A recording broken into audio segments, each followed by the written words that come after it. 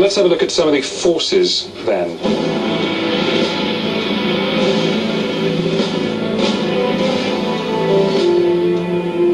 It's the lieutenants who are going to be down at the front doing that. Each of you will be in charge of one part of your forces. It's those parts of the army that you will be using to do the fighting. So go down and familiarise yourself with the forces and tell your generals how they're laid out. And in the meantime, generals, you can be using Adam to have a look at your forces on the big screen. Okay. So the team's lieutenants will have to discover as much as they can about Hannibal's troops, an army drawn from across the ancient world, battle-hardened and experienced, which has already thrashed the Romans twice before. Hannibal is the bugbear, the bogeyman. He's this strange magician who's been able to conjure up ambushes from anywhere and just smash armies that in the past have walked over virtually every opponent. But Hannibal's doing all these things that the Romans have never dreamt of doing. They just didn't think an army would be capable of. During their recce, there are three key things the lieutenants must discover. First, they control three kinds of cavalry, each of which can be used in different ways. Second, their Libyan infantry, armed with terrifying pikes, are most effective in a flanking maneuver. And third, their Gallic infantry, fierce and aggressive, should be thrown directly at the Roman front line. To ensure success, the team must coordinate these multinational forces against the largest Roman army ever assembled. There's a lot of different troop types for them to try and realise what they're going to do and how they're going to coordinate all of this. So they've got quite a lot to do here, and it'll be interesting to see how much of this they pick up. So this really is a very, very professional, very organised, very well coordinated army, despite the fact that visually it looks as if people are from all over the world, certainly from the Western Mediterranean, loads of different ethnic contingents. But this is a very tight, well-controlled unit by the time it gets to Cannae. Steve, do we know what the breakdown is that we've got at the moment, generally? We've got some Iberian skirmishers. Are you getting as much information as you can, lieutenants? We're trying to, yes. Steve's information gathering seems patchy. He's spotted his lightest troops, but may have missed his critical heavy units. Right, Claire, you happy? Yeah. Steve? Let's come back up, see what you've got. Now Steve and Claire have to brief their superior officers. Was that useful? Yes, it was, yeah. Okay, what did you find? Well, we've got our general. That's the cavalry unit right at the very back. The rear? Yep. Yep. Where you'd expect the general to be. Yep, that's fine. Skirmishers, what's the... Are you getting all these laid out as you're describing this? You should use them now. Oh, right. The long row to the left-hand side, behind the trees, and that's quite, I think, significant because they're outside. The unit immediately next to them, on their right, is the Gallic infantry. Now Hannibal had these right at the front of the battle. He knew that the Gauls were from a warrior society that valued being conspicuously brave. You know, you had to be out in front, you had to be more spectacular than anyone else in what you were doing, and you taunted the enemy and you told your enemy who you were before you killed him. In fact, all the darker colours there would appear to be Gallic infantry. The two units, if you like, immediately in front of the general, their weaponry is long spears. So that'd be quite useful against cavalry. Steve's identified his heavily armed pikemen, but has he understood that he should use them on the flanks? There's a mix of people there. And all of these have been involved in battle as well for quite a while. These are real veterans. They know each other, they know their officers, they've got used to working together. It's got Spaniards and Gauls and Numidians and Libyans and Balearic slingers and all this sort of thing. Steve's in charge of a vast collection of multi-ethnic infantry troops, which leaves all of Hannibal's cavalry under Claire's control. Claire, what did you find? I've got heavy cavalry. They are on horseback with long spears and full armour, and they've got like a medium range. And then there are three lots, as you can see, of Spanish cavalry.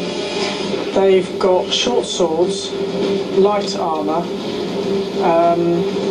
they do have shields, they're very sturdy, and they're particularly good fighters. And then on the right hand side of them is the, I think, Numbar cavalry. Claire means the Numidian cavalry. What does that say? Bows and arrows, no armour. These have got the furthest range, but the least protection. Okay. You happy with your position? You did some great information gathering there. You're not surprised, are you? This is what you do for a living.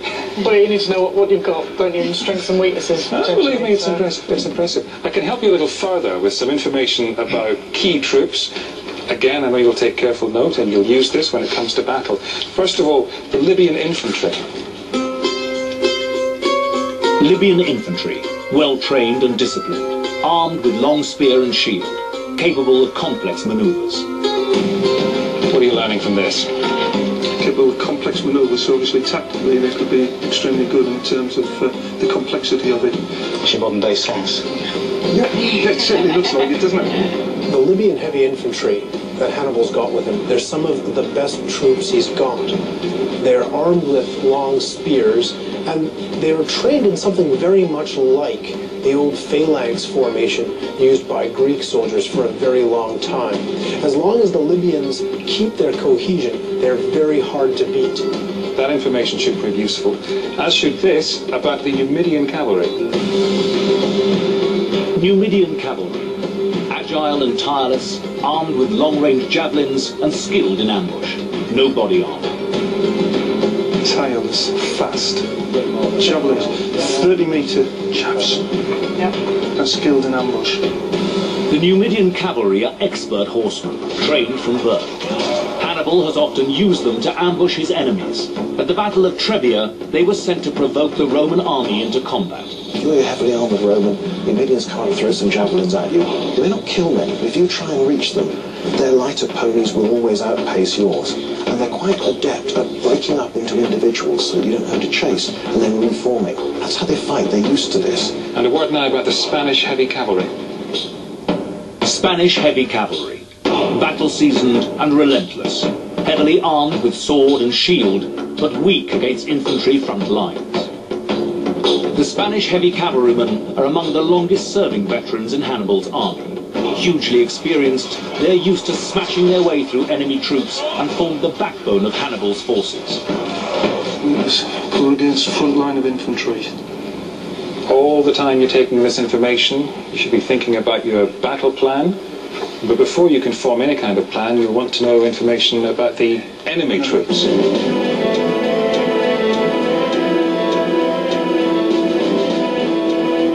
This is the point where one of your lieutenants can go down to our technician on the left and find out more about the enemy.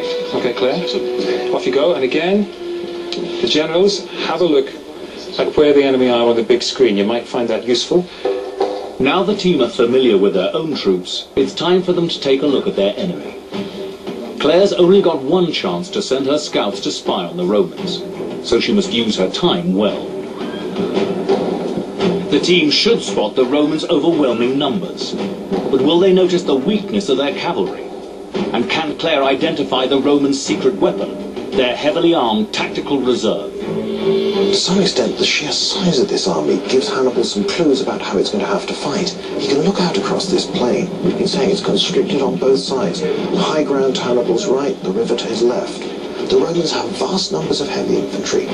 Normally they spread them out in these lines with little units called maniples, about 120, 160 men, and then next to each maniple will be a gap. Which gives them fighting room, elbow room, Exactly. maneuver room. So the Romans are sacrificing, again, their flexibility is going. Instead, there's this reliance on just brute force, sheer power. Drive those hard-fighting heavy infantrymen. No subtlety, no manoeuvre, straight at the enemy, smash a way through. First impressions as they come into view? Yeah, very organised, Very organised. very strict. Yeah, just stop. These are old-fashioned legions. Every Roman citizen is obliged to serve, and they serve in a capacity that fits in with the property they've got. So, the wealthiest, they can afford a horse, they can afford armour, they'll be the cavalry. People a bit less well off than that, the sort of the farmers, the men who can afford enough for the protective equipment they need to stand in these main battle lines, they'll be the legionaries, the bulk, the heavy infantry. That's the real heart of the army. And then the poor, or those too young to serve with the main infantry lines, they'll be your skirmishers, your light infantry. So all they need is a helmet, a bit of animal skin to decorate it, a small shield and some javelins. This is basically an army of farmers, and they're fighting for their land. They've seen Hannibal's army marauding through Italy, and farmers like theirs have been dispossessed, the place has been burnt down, the crops have been taken, It's a real humiliation. They feel this shame bitterly. So this is a very highly motivated army, but it isn't